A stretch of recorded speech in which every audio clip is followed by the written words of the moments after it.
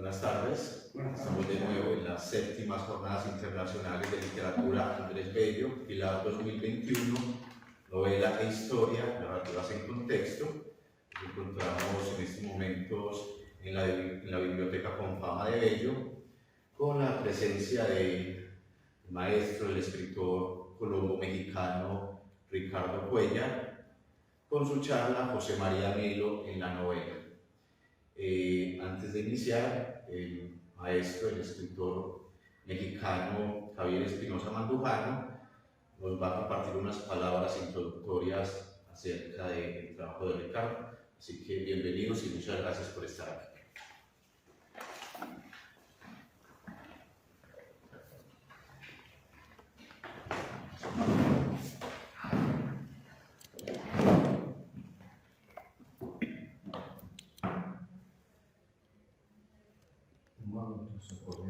No, no hay problema.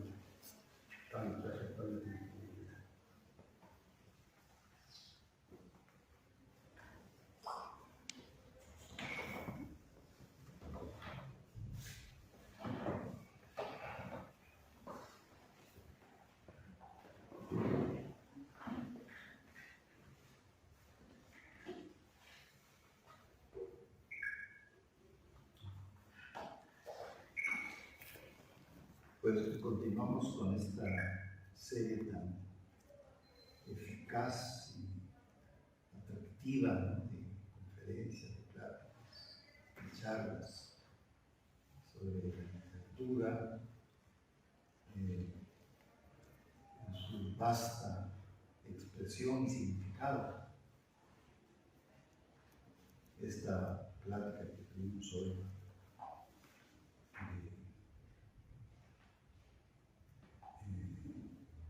de me emocionó muchísimo.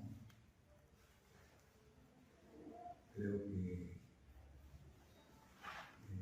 las jornadas están consiguiendo propósitos extraordinarios, los que se propusieron cuando empezaron y decidieron estas séptimas jornadas. Y entre los charlistas y conferenciantes está un gran amigo mío, originario de la zona de Caldas, don Ricardo Cuellar Valencia. Este es un hombre único y extraordinario. Es un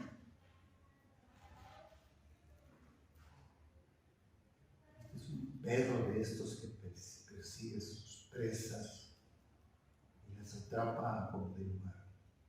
Entró a Chiapas por la costa,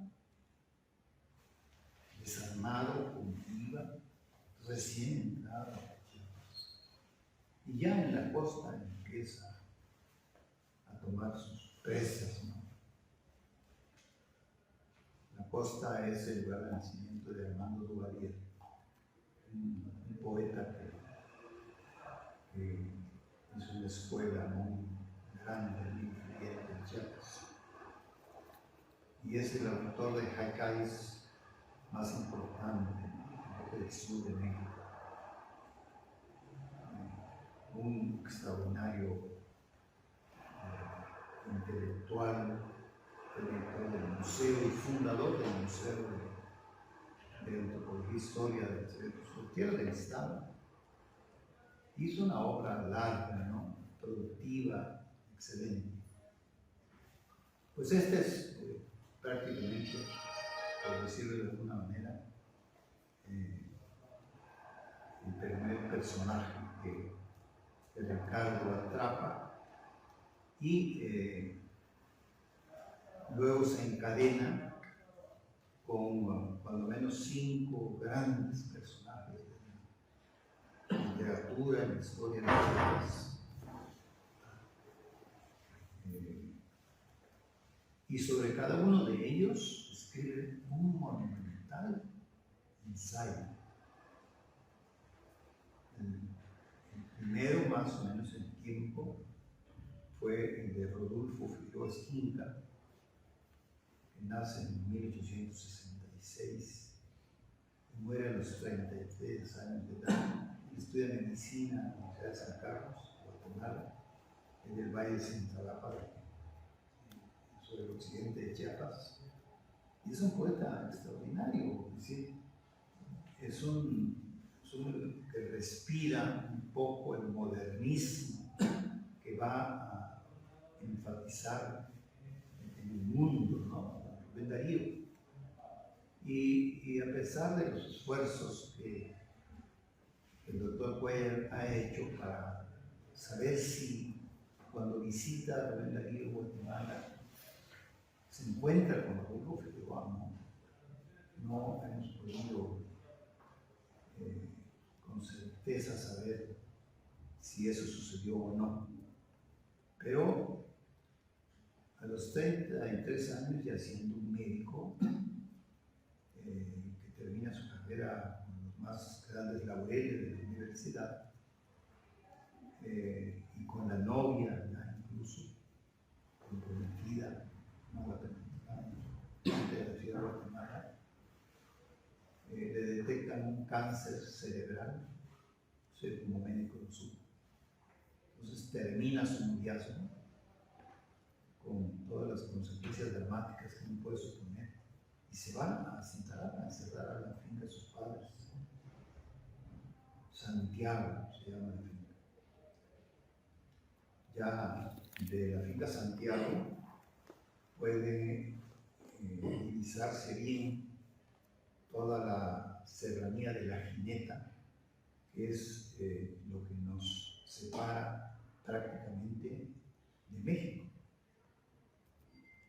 Es una serranía enorme, grande, poblada por una parte por pueblos oaxaqueños, los Chimalapas, pero de este lado, pueblos originarios de Chiapas.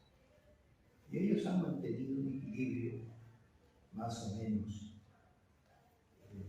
aceptable, y esperemos que las cosas sigan así, porque México está dando cosas nuevas y quién sabe qué podría suceder. Espero. Pero esta cualidad de Ricardo me recuerda la frase de Max Bosch, el historiador francés, que fue uno de los fundadores con Fabre, fue fundador de la Escuela de los Anales, que decía, hablando del historiador, il ressemble comme les ogres de la fable. Là, on dit flanc de la charme, il sait que es son métier. Es decir, se parece al ogro de la fábula, que allí donde huele la sangre humana, sabe que está su trabajo. Y eso es lo que hace Sudiruco. ¿Por qué? Digo, las publicaciones que ha hecho sobre la historia de Chiapas, se necesita tener un olfato para no dedicarse a un personaje secundario. No, se ha dedicado a lo más importante, Fray Matías de Córdoba, que es el que realmente preconiza la primera independencia de Chiapas de la corona de España. La orden dominica a la que pertenece tiene su capital en Guatemala, en una ciudad que funda Fray Bartolomé de las Casas cuando reside en Guatemala. Y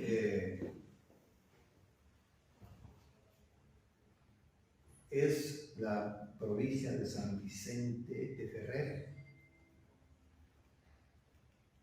La orden reside en Guatemala y reside en Chiapas. Pero Guatemala nos administra a nosotros. Es decir, el servicio público depende de la audiencia guatemalteca. Nosotros somos sus subsidiarios en Chiapas.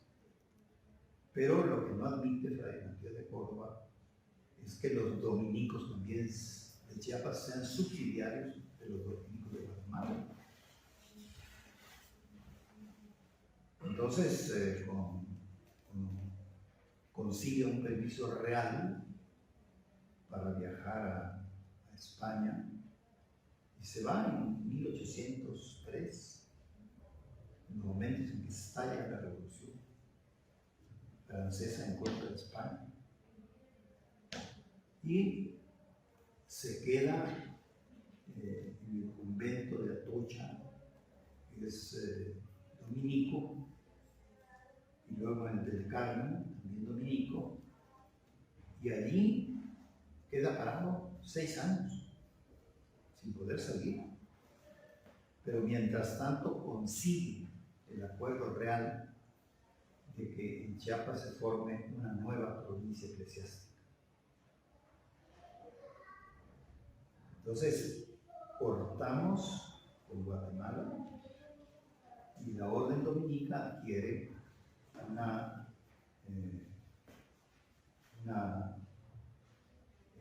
identidad especial con Chiapas. Nosotros en Chiapas hemos estado bajo el signo de esa orden. Esto lo vamos a investigar en una especie de jornadas como la de ustedes, porque los 80 pueblos de Chiapas fueron fundados por dominicos, y a cada pueblo los dominicos dieron su advocación religiosa. Tuxtla Gutiérrez es San Marcos Tuxtla, y así sucesivamente. A San Cristóbal de las Casas le tocó un santo discontinuado. A San Cristóbal le salió de la lista de santos de la Iglesia Católica, pero ya se quedó como San Cristóbal de las Casas.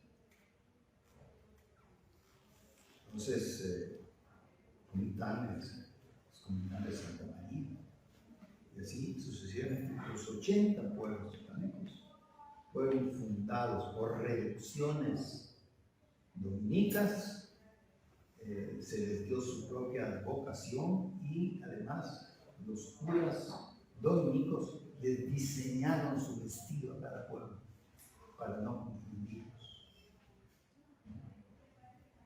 Así que esta contradicción que hay entre el gobierno de México, el presidente López Obrador y el rey de España, la verdad a nosotros no nos llega, ¿verdad?, de la manera que le puede llegar a López Obrador, porque nosotros le debemos a la orden dominica, los chipanecos, le debemos todo lo que somos.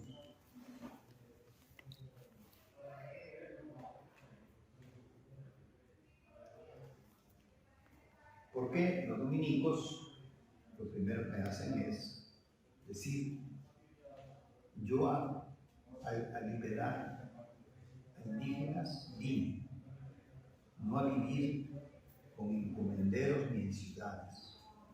Yo quiero vivir en la choza de los indígenas. A eso vine y a eso voy a dedicar. Y se deslindan de la encomendería española. Y se ocupan de la salvación de las almas de los pueblos originarios, no consiguen hacerlo nunca, pero consiguen la simpatía indígena, porque son la nave de salvación de los pueblos indígenas, que eran secuestrados masivamente por los encomenderos, con mano de obra. Entonces fundan iglesias consideradas como lugares sagrados y ahí meten a los indígenas.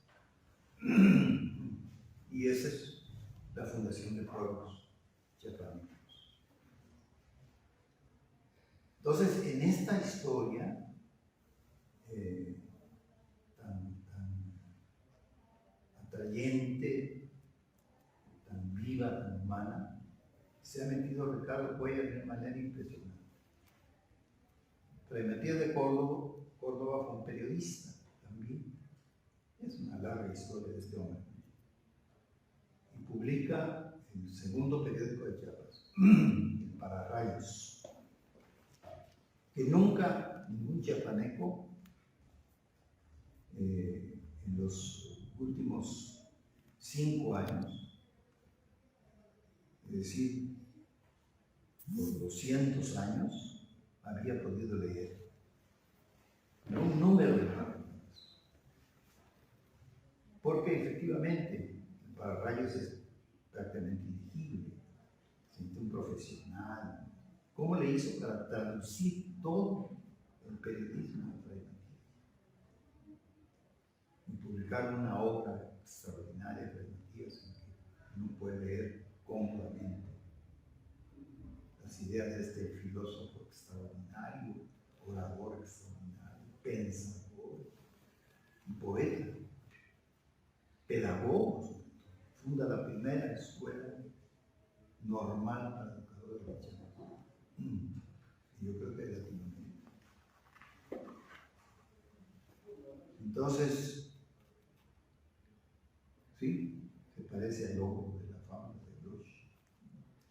Pero a mí me dio un cariño muy cercano a Ricardo.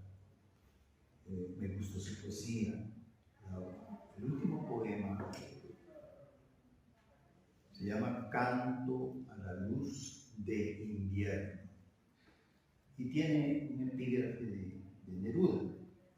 Soy un libro de nieve, una espaciosa mano, una pradera, un círculo que espera. Pertenezco a la tierra y a su invierno. Ese es el epígrafe nerudiano. Luego viene el poema de Ricardo. El invierno, juego de silencios, es luz. Luz atrapada en el reposo, congelada.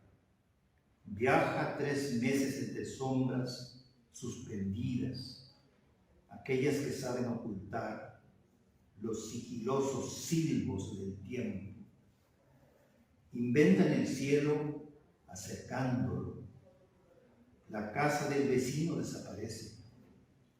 Solo la veo entre los pulsos del recuerdo. El solsticio de invierno es un durmiente. Entre las alas que reposan en el insoluble aire, espuma suculenta, tersa, anda el espesor esquivo de las horas. Dibujado por una pureza, todo desaparece al ritmo de las inercias.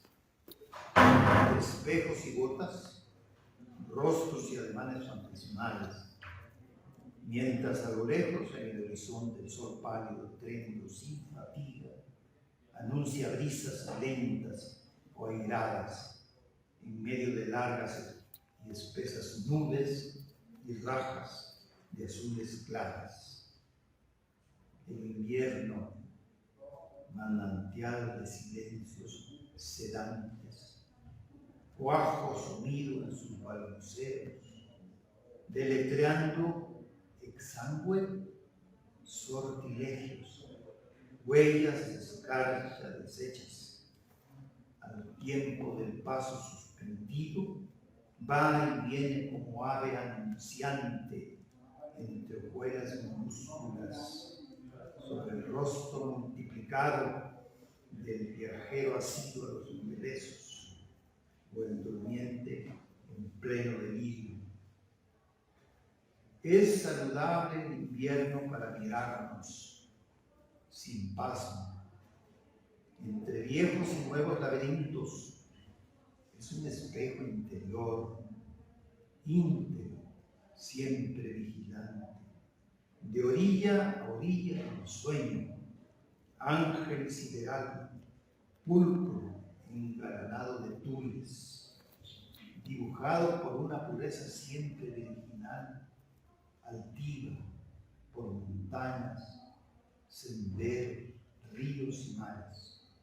El invierno mutante de cabellos albos, rostro sereno de la intimidad, es canto natural naciendo, gracia serenísima fecundante, pausa del sentido tejiéndose entre movimientos casi ocultos, en medio de aromas secas y el rumor tímido de las palabras. El invierno refresca las sequedades, alimenta y juega entre árboles, flores y hierbas, ofrece agua a la vida moribunda. El invierno purifica la casa del saber. Cada noche o día que habita nuestra morada, entre rosas y claveles, alegrías y jazmines, la belleza del invierno es nácar, floreciendo, inveterada. Luz de luces lucientes, magia augural insumisa, fuego estremecido desde la raíz, a toda hora, en sus imperfecciones, como toda luz que es y fue, las luces como la vida fenecen, en medio de la afonía universal, tan sombría y extraña como el origen. Digna es el agua nutricia, sustantivo, adjetivo, sustancia del verbo en plena acción cautiva, hueco perforándose entre las mutaciones del invierno. El invierno no delata, finge ausencia real, es pleno despojo sin fatiga, en medio de las orillas de la nada. El invierno es luz en las cavernas del ser. Pertenezco yo a la tierra y a su invierno. Este es un gran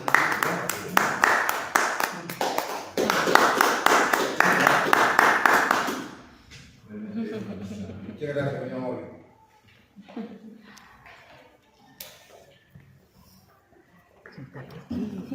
Tranquila.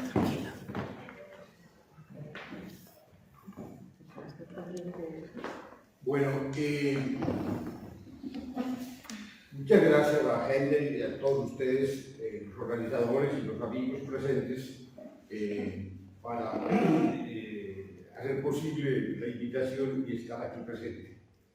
Dedico la lectura a mi esposa, Gladys Gómez, y quiero hacer algunas anotaciones de tipo epistemológico antes de comenzar exactamente el tema, porque se han movido una serie de ideas y de conceptos que me saltan a la vista y quiero hacer algunas reflexiones en particular. Recuerdo cuando estaba en la Facultad de Sociología aquí en la Universidad Autónoma Latinoamericana de Medellín, con maestros brillantísimos, como fue por ejemplo Jorge Alberto Naranjo, que murió hace 2 o 3 años, que fue mi amigo, mi maestro, con el cual compartí ratos muy gratos, y él era físico, matemático, poeta, filósofo, y fue el primer gran lector de Tomás Carrasquilla. Lo recuerdo con mucho cariño. De él escuché muchas cosas fundamentales para mi formación intelectual. Lo recuerdo con mucho cariño. Recuerdo también haber leído a Novalis, que en la segunda mitad de los años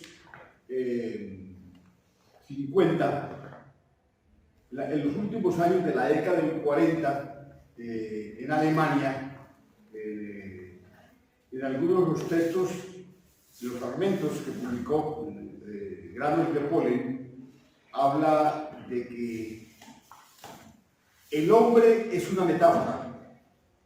Eso se me quedó grabado y se me ha convertido en algo fundamental para entender el hombre, la sociedad. Marx, en la introducción general a la crítica de la economía política, en la segunda parte, dice: la realidad es una metáfora. Y no se diga Baudelaire en Las Flores del Mal. De suerte que el poeta y el científico encuentran que el hombre como la realidad es una metáfora. ¿Y qué se puede hacer con una metáfora? Aparte de gozarla, interpretarla. Y entonces la realidad, si fuera transparente, decía Marx, no había por qué necesidad de ciencia, porque todo se entendería fácilmente, era asimilable. Hay que caminar por los escarpados caminos del conocimiento para poder llegar a saber algo de lo que se investiga. Y el poeta dice: el hombre, la sociedad, como diría Fray Matías de Córdoba, es una metáfora. Fray Matías de Córdoba es el primero en la Capitanía General de Guatemala que dice: hay que leer el hombre, digo yo, la realidad con ojos filosóficos. Eso dice él. Y con ese planteamiento está haciendo una ruptura epistemológica en el proceso de conocimiento. De suerte que pone en cuestión los prejuicios de la época y hace posible entonces una reflexión crítica sobre la realidad, en tanto que la está interpretando. Por otra parte, es algo muy interesante que un texto de Michel Foucault, que se llama La interpretación Marx, Nietzsche y Freud, nos pone al tanto en cuanto el aporte o la ruptura epistemológica de Marx, Nietzsche y Freud, porque los tres grandes pensadores, curiosamente alemanes, son los que cambian las preguntas. Ya no es el origen, cuál es el origen del mundo, cuál es el origen del lenguaje, cuál es el origen de la pobreza, cuál es el origen de la virtud, sino el comienzo. La palabra del comienzo, Marx en las formaciones precapitalistas, en los Bundrich, hace un desarrollo denso y extenso. Es un tomote donde él desarrolla ese planteamiento y muestra cómo no se trata del origen de la sociedad, sino del comienzo. Y recordando las palabras del licenciado Spinoza ayer, cuando hablaba del amor como la fuente fundamental del conocimiento, de la formación del lenguaje, recuerdo a un libro de Derrida que se llama Rousseau y el origen de las lenguas. Y allí Rousseau, Derrida a través de Rousseau nos recuerda que pensamiento, lenguaje y trabajo son las tres formas decisivas de constituir una sociedad humana, cualquiera sea. Ya no se trata del origen de la sociedad, sino del comienzo de la sociedad, formado por los tres elementos: trabajo, pensamiento y lenguaje. Y la articulación de los tres hace posible el ser humano, lo que llamaba la humanización del ser humano, que Paz también lo ha desarrollado muy bien en el Arte de la Vida. Entonces, la tesis rusoniana es que lo que hace posible la formación del lenguaje son las pasiones. Y él dice que si tiene hambre, se puede ir a pescar, se puede ir a cazar un animal, pero lo que hace posible la pronunciación de las palabras, la formación del lenguaje propiamente dicho, son las pasiones. Te amo, te odio, pero eso está articulado con la formación del pensamiento. Las palabras se piensan, hablan por medio del lenguaje, y eso necesita un pensamiento como tal. Y ese mecanismo que hace posible la articulación del pensamiento y las palabras es dinamizado por el trabajo. La relación de la producción humana, el trabajo de creación y de producción, que es un desarrollo, no es repetitivo y mecánico como en los animales. El trabajo humano, propiamente dicho, como muy bien lo explica Marx en varias partes, implica eso. La articulación es una dinamización del pensamiento que hace posible el lenguaje y los tres se van nutriendo hasta constituir las llamadas sociedades humanas. No puedo hablar mucho de eso. Y lo que más me interesa, para redondear la idea que estoy planteando, es la poética, una de las poéticas, porque son varias que aparecen en Las Flores del Mal, que es Correspondencias, que es un poema decisivo, porque Baudelaire es el fundador de la poesía y de la crítica moderna, la crítica artística. Dice: la natura es un templo donde vívidos pilares dejan a veces brotar confusas palabras. El hombre pasa a través de bosques de símbolos que lo observan con miradas familiares, como prolongados ecos que de lejos se confunden en una tenebrosa y profunda unidad, vasta como la noche y como la claridad. Los perfumes, los colores y los sonidos se responden.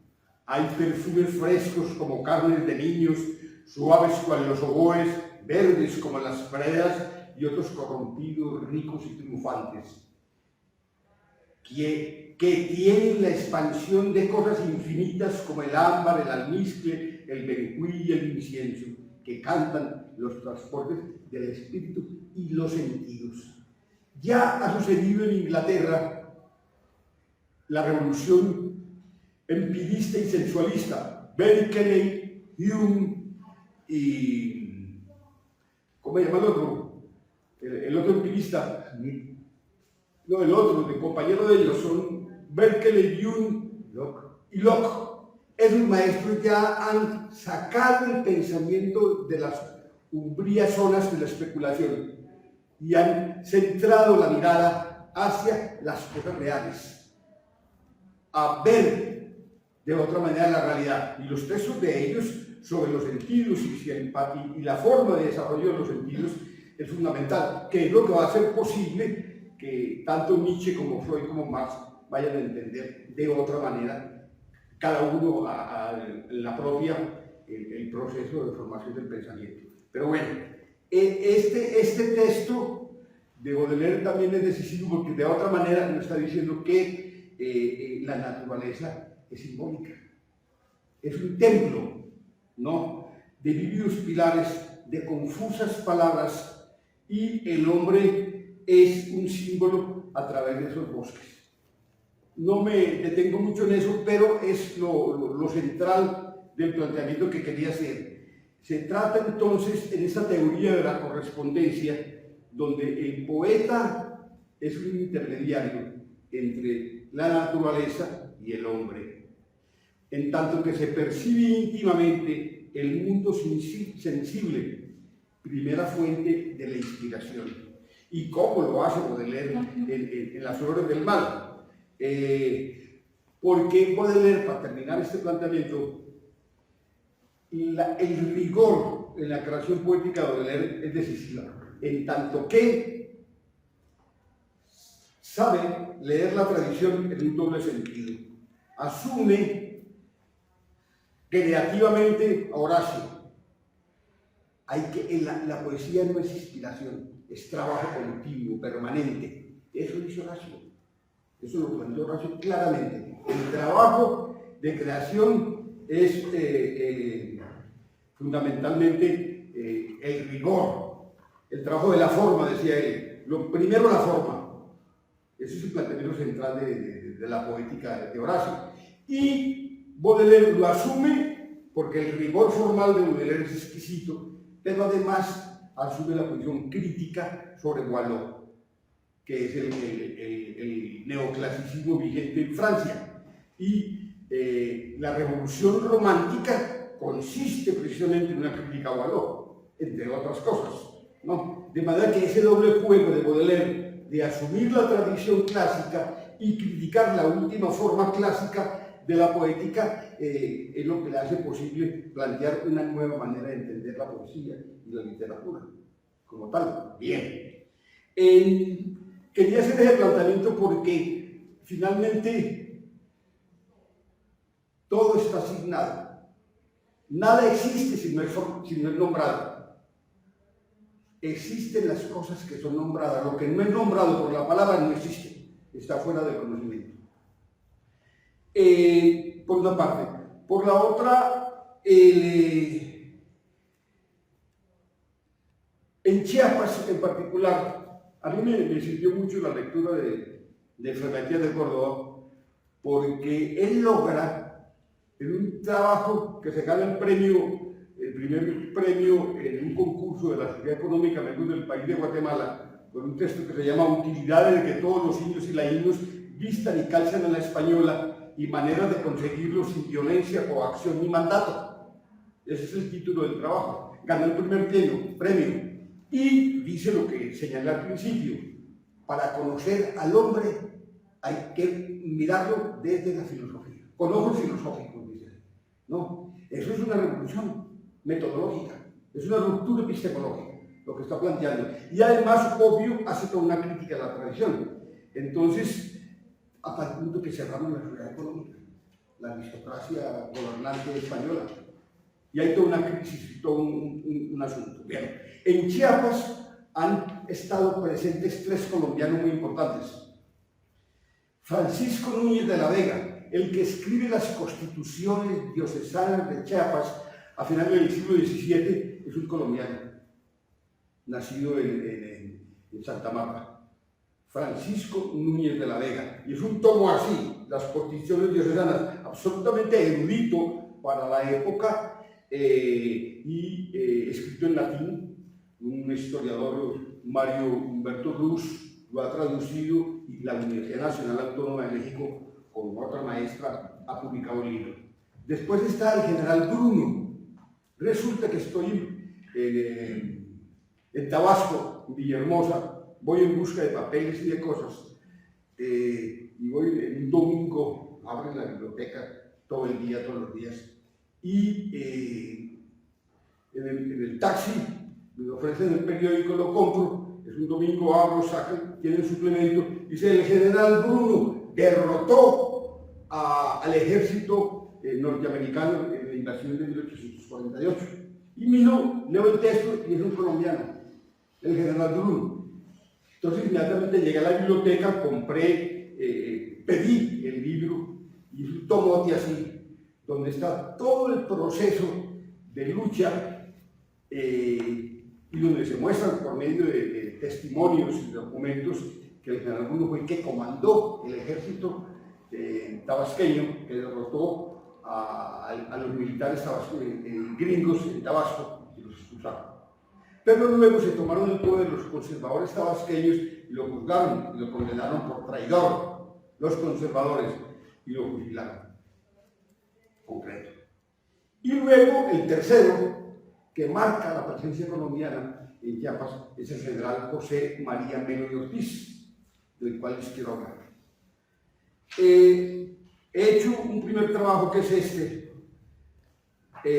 donde hago algunos planteamientos, digámoslo así, los preámbulos históricos que en Colombia hacen posible la presencia de este militar. Y obviamente me embarco un poco con Nariño y con su maestro, que fue José Celestino Mutis, y algo propiamente de lo que fue la revolución de los comuneros y la ilustración allí. Quiero hacer algunas lecturas. A mí me gusta un poco leer, para ser muy preciso y no divagar en este caso. Los orígenes sociales de José María Melo. Nuestro héroe fue de origen campesino, de ascendencia indígena, en una región casi desértica, donde creció una pequeña aldea. Fue levantada la parroquia de San Juan Bautista de Chaparral. Según las noticias históricas del cronista Fray Pedro Simón, la primera fundación fue asignada el 6 de enero de 1556 por Diego de Bocanegra. El 3 de junio de 1773, el arzobispo de Santa Fe de Bogotá, Fray Augusto Camacho, decreta que sea erigida la parroquia de San Juan Bautista de Chaparral y el 23 de julio el virrey Manuel Guirios confirma la disposición del arzobispo. Había pasado un siglo y medio del exterminio total de la raza Bijao y luego que la meseta de Chaparral de los Reyes durante este lapso ha permanecido casi totalmente despoblada de seres humanos, poco a poco y casi furtivamente, audaces colonos blancos comenzaron de nuevo a buscar asentamiento en el antiguo escenario de 1000 combates, cuyo principal líder fue el indígena cacique Calarcá. Los habitantes de San Juan Bautista de Chaparral eran labradores dedicados al cultivo de las tierras circunvecinas.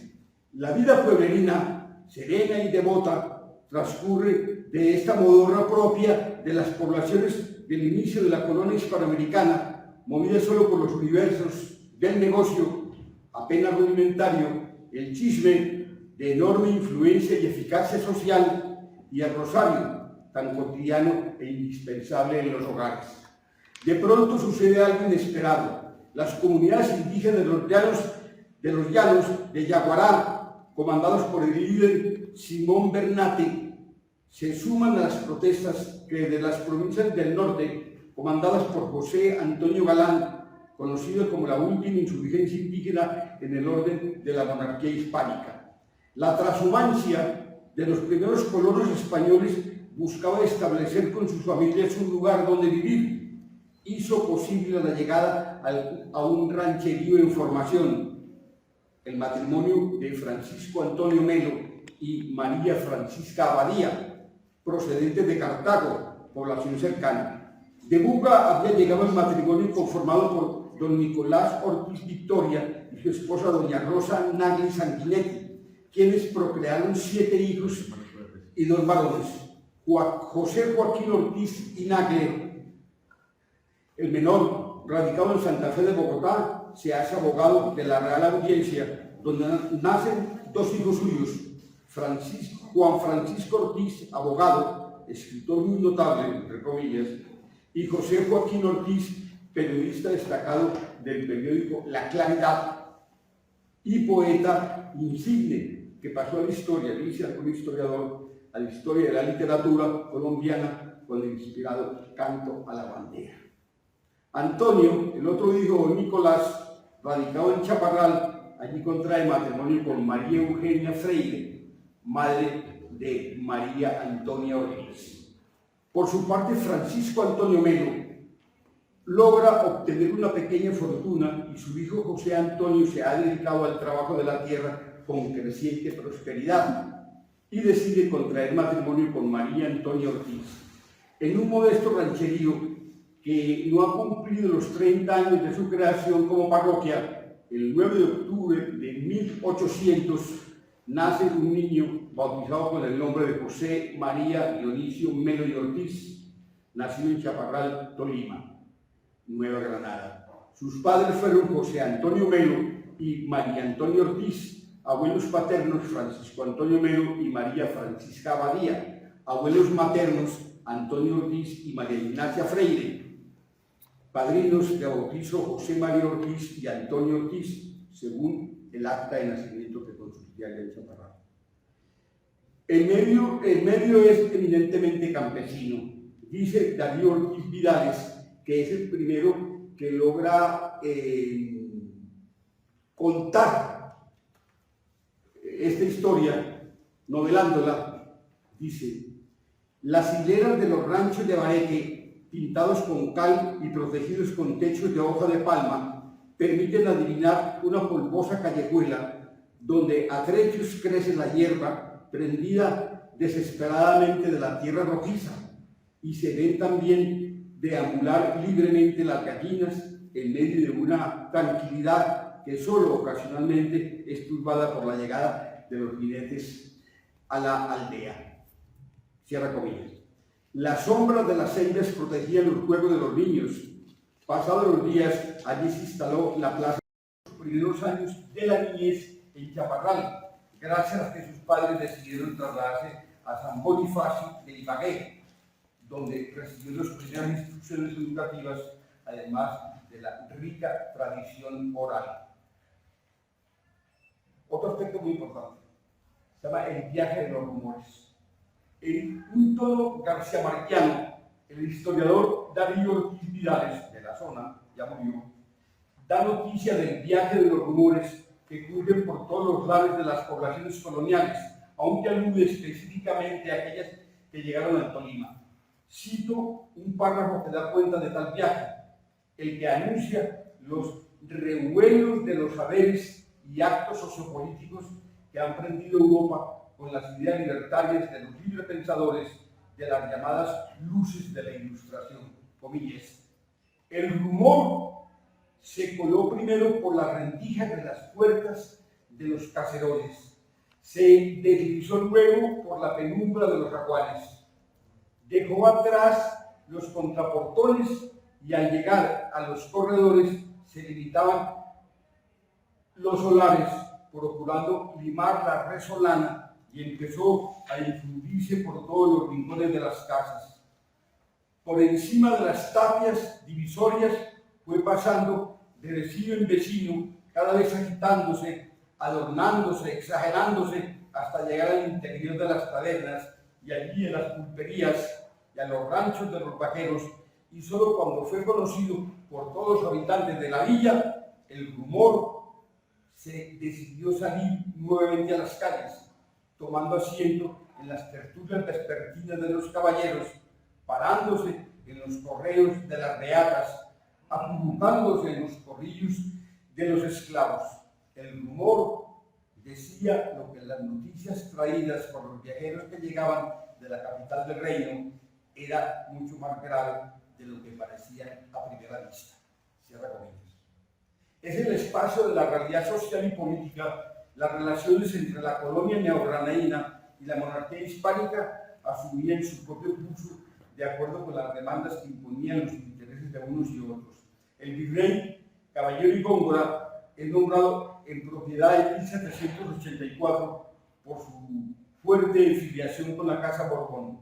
Instalado en el poder, impulsa medidas con el aprovechamiento mercantilista de las colonias, apertura de los espacios políticos para la monarquía hispánica, los procesos de adjudicación de tierras a los españoles y su expropiación de los naturales, hasta entonces protegidos por la ley de Indias dictadas en los primeros siglos de ocupación española en América. De suerte que, dice William Fernando Londoño Echeverry en un libro Historia intensa del Valle de San Nicolás, estudio de caso del establecimiento de una nueva ciudad en el siglo XVIII en Latinoamérica, un libro editado en el Canon Viboral en 2017. Dice Fernando, que fue el que me facilitó su propio libro. La fuerza impositiva de las leyes y la justicia del imperio y el descontento creciente y el miedo y el desconcierto y la decepción crecientes en el ambiente de tensión de las ciudades americanas van a marcar el ambiente social y moral de las comunidades americanas. Puede entenderse partiendo de estas condiciones el ambiente de las ciudades donde, por ejemplo, don Pedro Fermín de Vargas optara por exiliarse, sea Nariño, serán apresados y que dará lugar a los despropósitos vengativos que tuvieron los americanos con los peninsulares cuando el poder del rey de España decaiga y los acontecimientos entre 1818 y 1813, perdón, al contrario, 13 al 18, desate los ánimos de reivindicación de quienes estuvieron expuestos durante esa década al poder del terror y de las autoridades monárquicas. Ahí dejo. Entro a otro punto muy importante, que es la relación entre literatura e historia. El siglo XIX tiene principalmente La María, como novela que obviamente tiene que ver básicamente con el mundo de los negros y del vasallaje, desde un tono evidentemente romántico. El siglo XX nos cuenta la vorágine, también una situación muy particular del mundo la producción del caucho en el Amazonas, pero va a ser en los años 20 Tomás Carrasquilla con la marquesa de Yolombó, el libro decisivo para entrar a la vida íntima de la sociedad de la época colonial, por lo tanto. Don Tomás Carrasquilla, que es el más grande escritor antes de García Márquez, por lo menos en Colombia, nacido en Santo Domingo en 1558 y muerto en Medellín en 1940, escribió a guisa de prólogo en esa novela de la marquesa de Yolombó una serie de comentarios sobre la colonia, tema de su narración histórica en el corazón americano del siglo XVIII, que vale la pena citar por la exposición que hace de ciertos asuntos relacionados con la Iglesia y el poder. Cito un fragmento significativo gracias a que se apoya en documentos de la época y en la valiosa tradición oral. La tradición oral es definitiva. El historiador Jan de Vos Chapaneco, un brillantísimo historiador, yo fui amigo de él, y una de las cosas que impulsó en un momento dado era, como profesor universitario que era yo, de trabajar, de estimular a los estudiantes en la recopilación de información oral para la escritura de la historia. Y le daba una inmensa importancia, lo que es absolutamente cierto. En cuanto al clero, decía Carrasquilla, en cuanto al clero de aquella época, y muy especialmente de la de Yolombó, había bien poco que encomiar, si no mienten la historia y la aconsejan. Los sacerdotes apostólicos e heroicos de que se ocupan los historiadores son contados. A la mayoría nos los pintan tan harto preocupados de los intereses propios y temporales, y harto desentendidos de los de Cristo.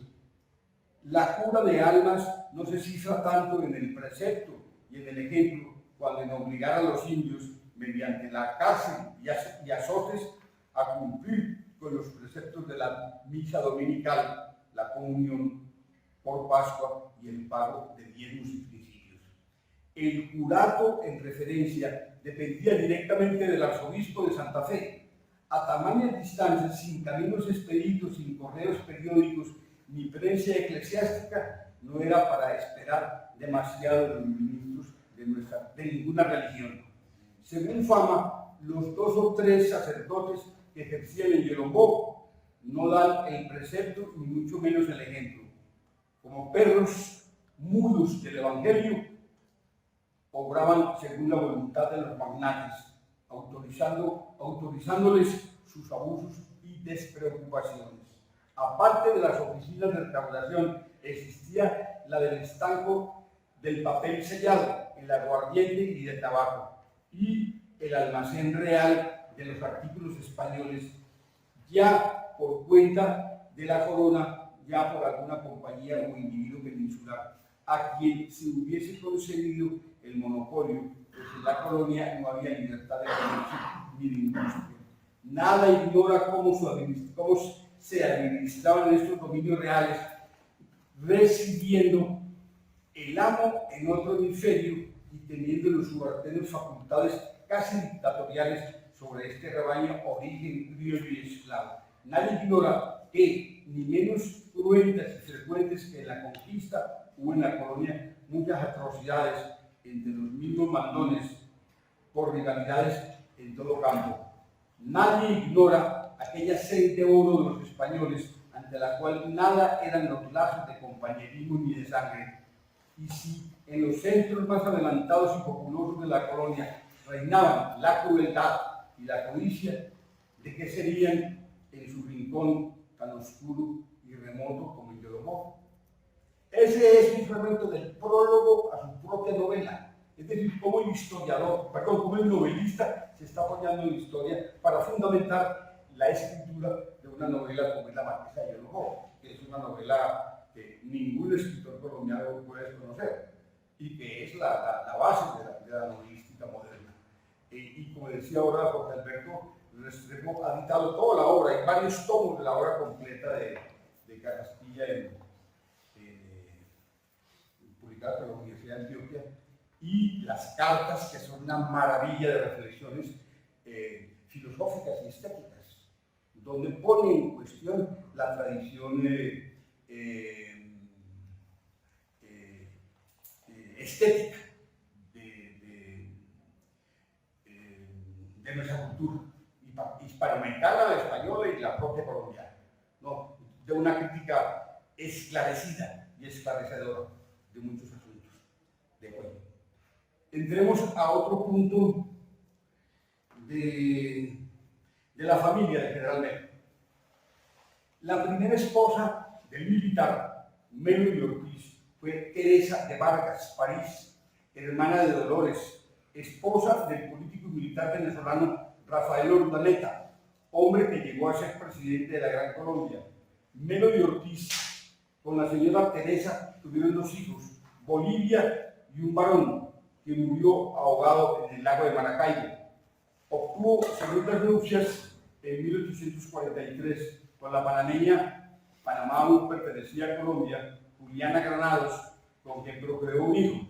En 1843 nace su hijo Máximo en Bogotá, quien lo acompaña en la peregrinación por Centroamérica, antigua capital de antigua Capitanía General de Guatemala hasta Chiapas, y llegará a ser el tronco fundacional de la descendencia de los Melo Granados después de su matrimonio con Amada, hija de Ángel Albino Corzo, gobernador constitucional del estado de Chiapas. La descendencia es amplia, valiosa y significativa, asunto que trataremos detalladamente en la charla del sábado, o sea, de mañana. Porque es muy interesante todo ese proceso, la presencia de Melo en México. Cuando él llega, para resumir un poco, cuando él llega a Chiapas,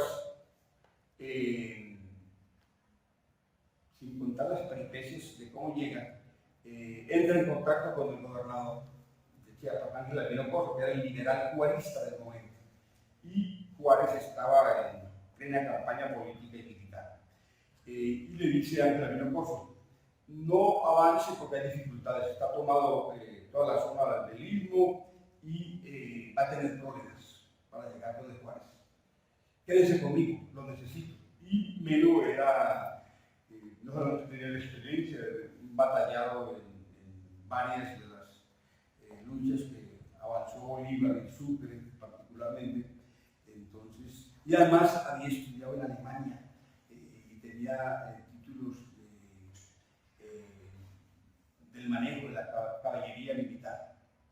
Entonces, acepta la solicitud del gobernador del estado, Ángel Albino Corzo, se queda y él le da una caballería para que la maneje y enfrente a los conservadores guatemaltecos que lo están hostigando.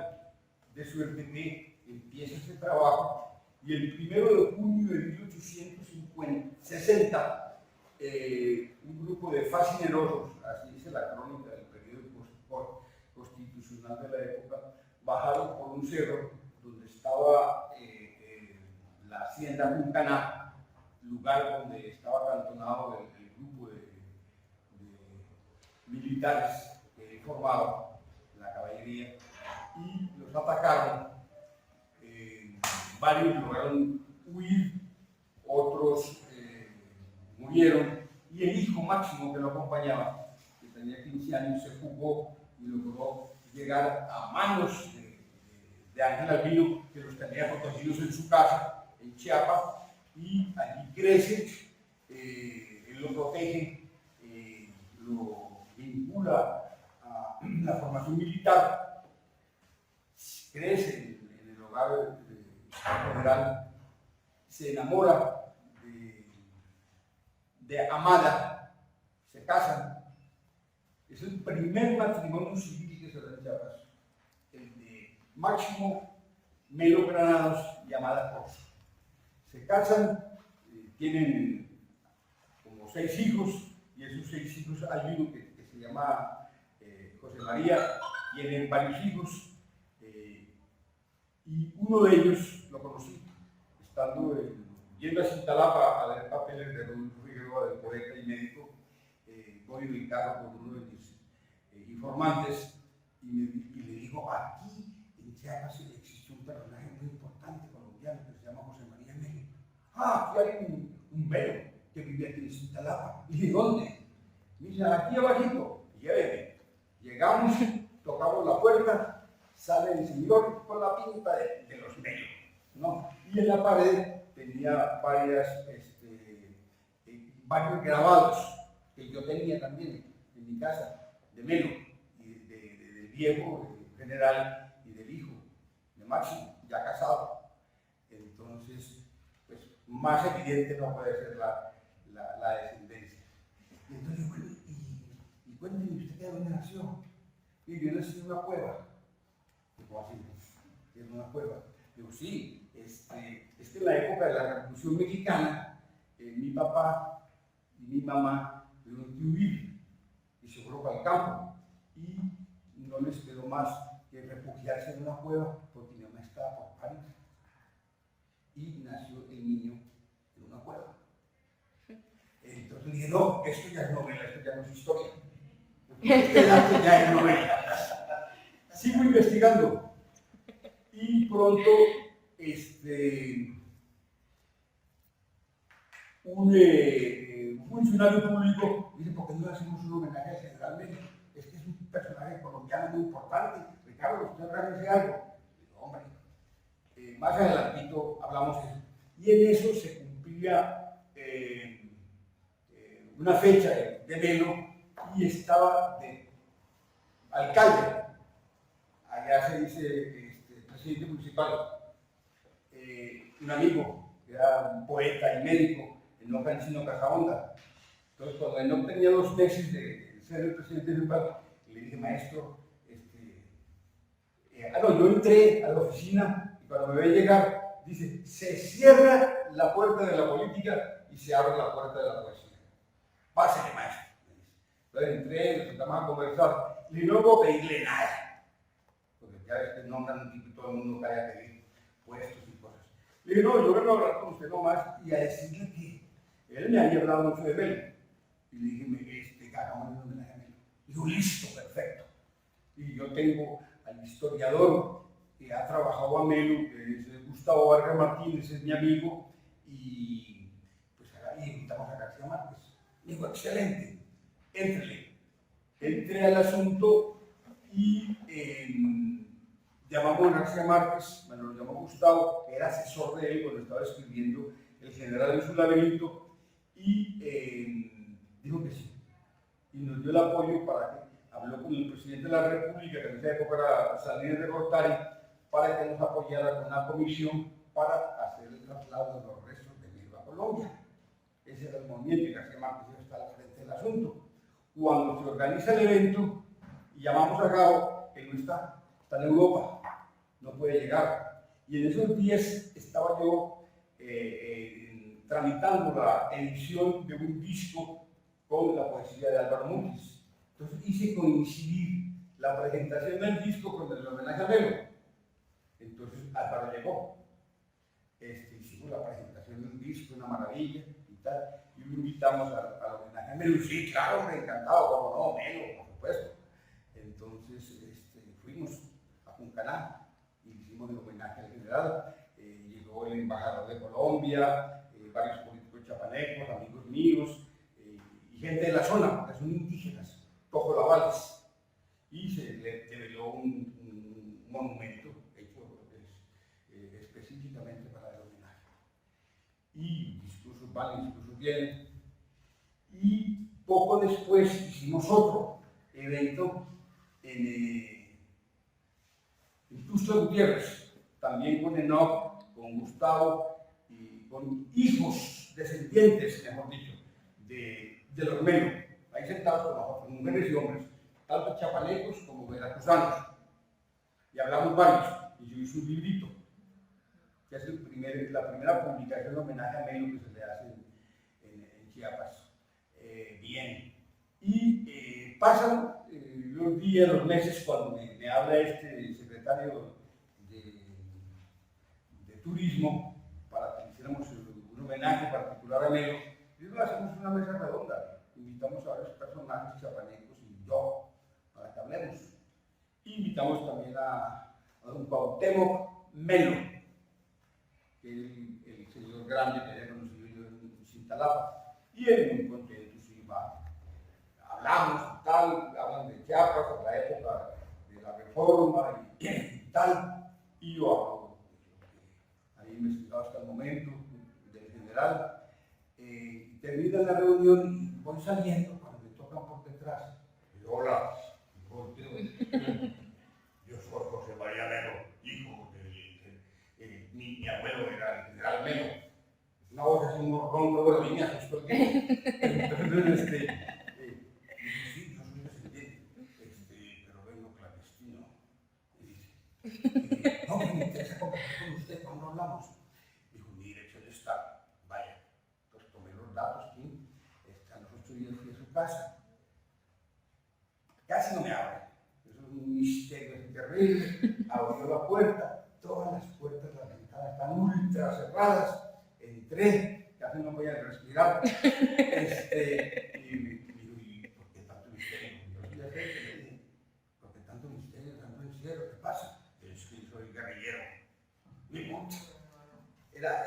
Estaba metido con un movimiento campesino. Y estoy perseguido. Y dije, puta, ¿dónde estoy metido? ¿No? Y entonces ya conversamos un rato y me mostró periódicos que tenía, documentos, y pues yo estaba un poco asustado, la verdad. Y de repente, con ese encierro en que estaba el hombre, dije, híjole, ¿qué hago yo aquí? Entonces, pues voy a ir en otro lado, no ahí en su casa, puesto pues, al servicio de la represión. Entonces, le dije, no, vengo dentro de 15 días, porque él iba a salir. Y dije, bueno, listo, regreso. Y a los 8 días los llamo por teléfono, dijeron que lo asesinaron ayer. Ya no pude hablar con él. Ya no pude hablar con el señor que se llamaba José María Melo. Bueno, antesito de irme a hacer el doctorado en España, llamé a Gustavo Arre Martínez, que era el que había publicado un libro sobre el socialismo y los artesanos en Colombia. José María Melo, el socialismo y los artesanos en Colombia, es un libro muy completo. El primer gran trabajo que se escribió sobre Melo en Colombia lo hizo Gustavo Arre Martínez, y él vivía en México. Yo voy por el centro de la Ciudad de México con un amigo colombiano y le dije que yo quería leer ese libro de Gustavo Arre Martínez. Le digo, Gustavo vive aquí en México. Le digo, ¿cómo? Le digo, sí, tengo el teléfono, es mi amigo. Me dio el teléfono, llamé a Gustavo y dijo, ¿dónde vives? Y yo, en Tlalpan, en el sur de la Ciudad de México. Yo también vivo en Tlalpan, una ciudad de 25 millones de habitantes. Y vivía a los 2 cuadros donde yo estaba residiendo. Y digo, venga. Y le doy una fotocopia del libro. Llegué al otro día y en efecto me dio la fotocopia del libro y le dije, yo le paso toda la información que yo encuentre allá, porque usted es el dueño del tema, usted es el que está manejando esto, yo con mucho gusto le colaboro. Y llegué a Chiapas y empecé a investigar y sacaba la información oficial de los periódicos de la época, cuando salta la información cuando él llegó y el periódico del gobernador argentino lo recibe, habla de su reconocimiento, que había sido presidente de Colombia, que esto y lo otro, con mucho respeto y reconocimiento de sus labores. Entonces, yo llegué a la Ciudad de México, le llegué a buscar, aquí está esta información, y le sigo buscando. Y ahí es cuando ya empezamos la amistad, que entra el doctor Enoch a la presidencia municipal y ya lo llevo. Y ya con los esposos fuimos a Puntaná, tomamos fotos en Comitán, que es la ciudad donde antes, y ahí estuvimos hablando un buen rato de cosas, tomamos muy buenas fotos y tal. Eso sería, digamos, así un panorama muy ligero de ese primer momento.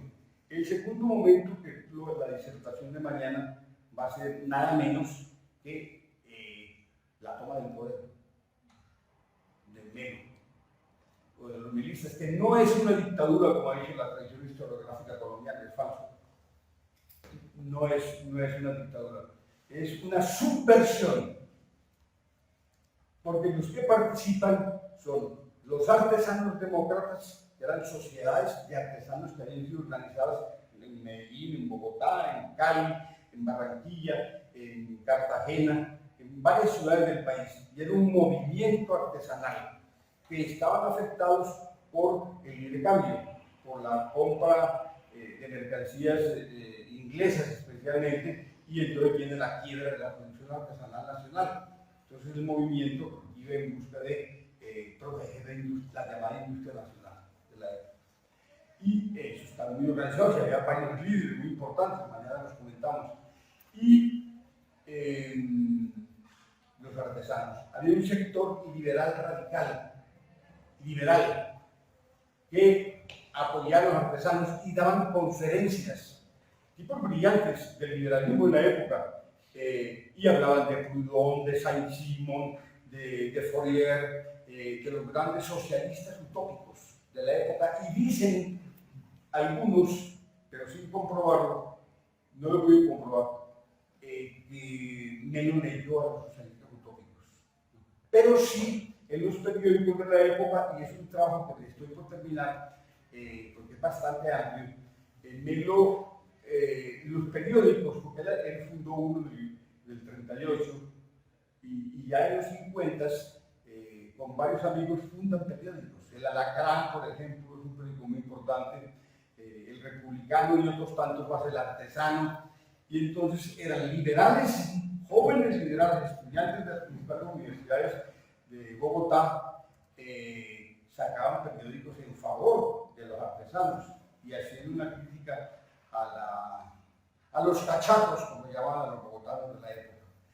Y es muy importante el debate ideológico, que los estudios que yo he leído de colombianos, que son los que más han escrito sobre el tema, sueltan sus ideas personales, como Indalecio León Aguirre, como el propio Álvaro Pelao Mejía, que fue mi maestro, el decano de la facultad donde yo estudié, brillante historiador, Germán Colmenares, Jaime Jaramillo Uribe.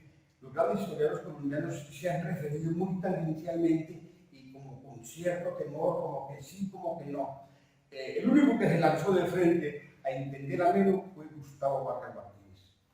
Bien, entonces, de eso voy a hablar mañana, a mostrar algunos documentos, y luego, entonces, son artesanos, liberales, radicales, y el ejército bolivariano, que subsistía, que era comandado por el general Melo, porque el general Melo estuvo en las batallas con principales de Ayacucho, Junín y Pichincha. Allí estuvo Melo, y fue soldado destacado, llegó a coronel, teniente, coronel y demás, y destacado, dicen algunos historiadores. Lo que estoy detrás son de los detalles que están en la biblioteca de la Academia de Historia de Colombia en Bogotá. Allá me voy a clavar unos 15 días, un mes, para sacar información precisa de la historiografía de esas guerras, para poder tener información precisa de la participación de él en eso. Lo reconocen muchos, pero yo quiero las citas completas. Y además tengo un buen tomo, un tomo con documentos del gobierno. Entonces él forma un gobierno de artesanos, algunos liberales y artesanos, un sastre, un herrero, son altos jefes del gobierno, ¿no? Y politizados, con una formación teórica interesante, y decretan en favor del artesanal y le imponen impuestos a los comerciantes y demás restricciones. Convocan una Asamblea Nacional para hacer reformas a la Constitución, y para eso llama a reuniones especiales a los padres de familia, a la sociedad civil, a que participe en la formación de una nueva Constitución en favor del artesanado y demás soluciones. Ese proceso que antecede a esa sublevación, que no es dictadura, no es toma del poder nomás, sino que es una sublevación social, como todos los sectores que menciono. Había una agitación, había un cierto temblor y temor. Se decía en los periódicos, es un documento que voy a publicar para que los lectores se den cuenta qué era lo que estaba pasando en la época y no lo que digo yo, sino lo que decían los liberales, lo que decían los conservadores, lo que decían los artesanos y lo que decía Melo. Que se lea los documentos de la época, para que no... Y yo interpreto a mi manera y como puedo. Espero que el lector lo tenga en cuenta. Es darle la voz a las distintas voces de la época, de eso se trata. Uno. Y dos, llamar del ejército y de otros tantos. Y otro aspecto muy importante es que me he ido encontrando en los periódicos que leí y que tengo fotocopias de los microfilm, poesía de la época, de los años 30 al 60, de poesía que aparece en favor de él, en contra, y otra poesía, ¿no? Patriótica, religiosa y romántica, que son los tres géneros que aparecen en la poesía. Tengo 100 páginas de pura poesía, entonces quiero mostrar eso también. Y otro capítulo iconográfico, donde dibujos, grabados, murales. En Chiapa de Corzo hay un mural en la presidencia municipal, donde está obviamente el general Ángel Albino Corzo, la figura de Juárez y Melo. Ahí está Melo. El mural está hoy en día, y traigo fotos de la presencia de Melo allí. En Chaparral también hay otro mural. Esas fotos que saqué no están muy buenas. Hay dibujos y retratos de él en varias publicaciones, libros que he consultado colombianos. Entonces vamos a sacar una sección solo iconográfica de él, más la que encontré en Chiapas. Hay una descendiente que publicó un librito del matrimonio de su abuelito y su abuelita, que eran Melo Granados, no me acuerdo el nombre de ella ahorita, y trae fotos. Ahí está Melo, el hijo Máximo, Melo Granados, parado y la esposa al lado, Amada. Es muy interesante este aspecto. Leyendo en los periódicos del siglo XIX, de la segunda época del siglo XIX en Chiapas, ya me metí como un año, página por página de los periódicos de la época, me encontré unas referencias donde decían que ese señor Melo Granados, ¿qué pasó? Entonces me pongo a leer y me doy cuenta que eso se escribe cuando el general Ángel Albino Corzo, que era el liberal de la reforma, el juarista de la época, el que había pedido a Juárez que nombrara miembro del ejército mexicano a Melo, y Juárez dijo encantado, ¿cómo no? Será miembro del ejército y con sueldo. Era mexicano, Melo también, y con sueldo. Entonces, luego cae en desgracia el gobernador, política y militarmente, y todo el poder, la parte conservadora de Chiapa de Corzo, y le hacen la vida imposible, le persiguen, le quitan las propiedades, porque este liberal ha hecho una serie de reformas muy grandes, obviamente le ha tocado intereses terratenientes y otros, y entonces le hacen la vida imposible, y Amada la maltratan, la insultan y la arrastran del pelo por las caras. Cuando yo supe eso, y después novela, ¿no? Entonces, el texto, tanto el nacimiento de don Cuauhtémoc, allá en la cueva, como el arrastre de esta mujer, yo no estoy que novelarlo. Entonces, lo que finalmente he ido decidiendo es combinarlo, como lo han hecho algunos historiadores, hacer la narrativa historiográfica y luego novela también otro capítulo, ir combinando. Y al final, los documentos y la iconografía. Así en términos generales, más o menos es el asunto, ¿no? Del trabajo que tengo sobre Melo. Yo creo que mañana nos podemos divertir un poquito más hablando de otros asuntos como la ideología en pugna, los gótgotas y los draconianos, que es muy interesante, y hay todo un debate político e ideológico al respecto.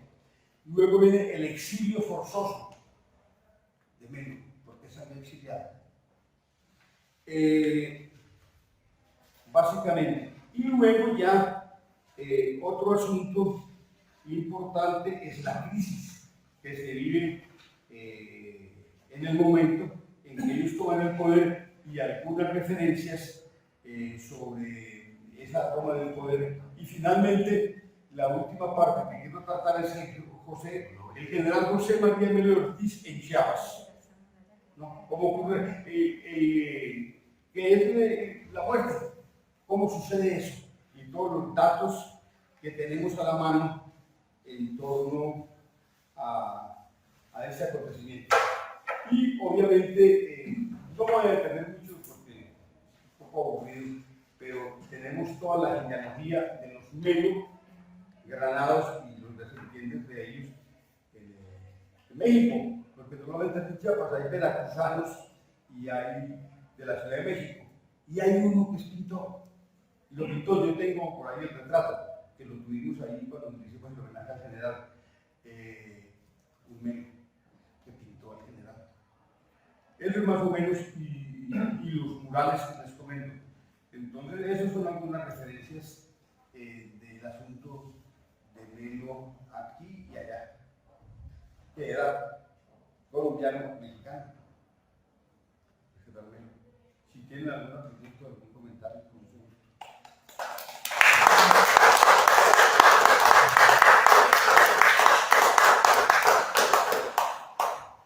Mañana me gusta más lo que va a decir porque hay que tratar asuntos ideológicos y políticos, que es lo que nos toca hoy. Buenas tardes. Bueno, me presento nuevamente para los que no me conocen. Mi nombre es Juan Andrés Quintero, yo vengo del departamento del Tolima, en la ciudad de Ibagué. Soy presidente del Consejo de Cine del Tolima y estamos desarrollando un documental precisamente sobre tres presidentes nacidos en un pequeño pueblo del Tolima llamado Chaparral, José María Melo, Darío Chandía y Manuel Murillo Toro. Entonces estamos muy contentos de estar acá escuchando al maestro. Hemos venido hablando con él unos meses atrás, pues conociendo toda esta investigación tan grandiosa que él realiza a raíz de José María Melo y otros tantos personajes que han investigado.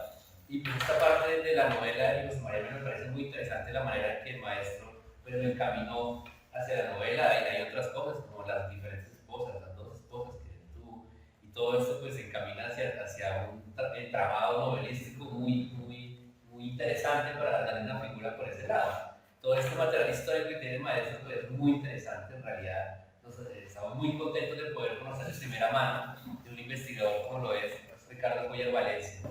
Entonces, creo que todo eso, el nacimiento de la cueva, sí, no recuerdo si lo hemos abordado, no lo tenía tan bien radiado, el nacimiento de la cueva del hijo. Yo creo que en alguna charla donde usted no lo comentó, pero no lo teníamos tan bien identificado. Muy interesante es lo de sus mujeres. El mural que está en Chaparral, pero desafortunadamente el mural está, nosotros fuimos a Chaparral, el mural está totalmente deteriorado.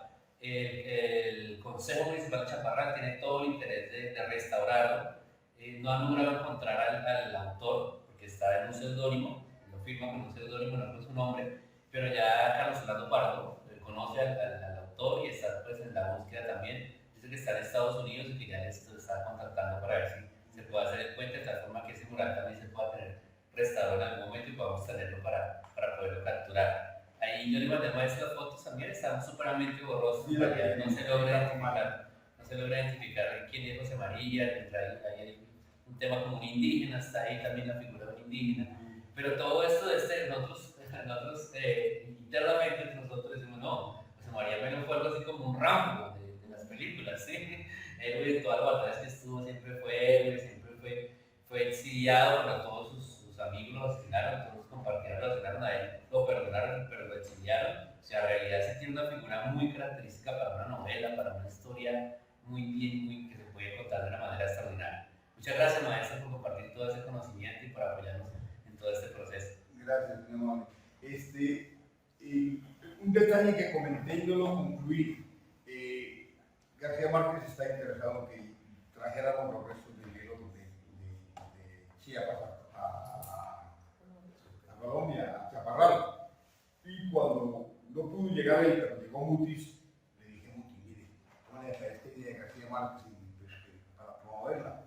De que llevemos los restos de Melo a Colombia. Mire, ¿cómo se le ocurre, hombre? Así me dijo, ¿cómo se le ocurre, hombre? No, los colombianos no se merecen los restos de Melo. Así me lo dijo. Los colombianos no se merecen los restos de Melo. Que se quede aquí soñando el sueño de los mayas. Eso fue lo que me dijo Mutis. Inmediatamente me convenció y dije, no, contundente, no muevo un dedo. Pero así fue. No los colombianos, pues, el gobierno colombiano. No, y en esa época, yo no me acuerdo quién era, ni me quiero acordar. Pero eso es todo. Si hay algún otro comentario. Bueno, muchas gracias.